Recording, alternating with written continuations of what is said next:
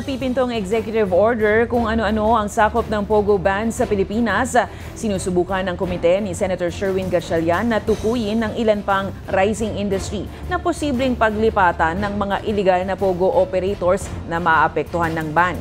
Kabilang sa mga nasa radar ni Gatchalian ay ang usong-usong elektroniko online games na bilyon-bilyon ang naiaambag na kita sa PAGCOR. Gayon din ang special class BPOs na nagsisilbing service providers sa mga kliyente abroad na mayroon sa ilang economic zones. Ayon kay Gatchalian at maging sa National Bureau of Investigation, hindi malayong magamit ang mga e-games sa iligal kapag napatupad na ang Pogo ban. Yung kita mo sa drugs, kunwari isigwal mo, pag nanalo ka, pwede mo makuha yung pinanalunan mo ng malinis na yung pera. No, so nakita namin may mga regulatory weaknesses dito sa e-gaming. I think Pogo operations could shift into online gaming operations because parehas naman po ang setup niyan.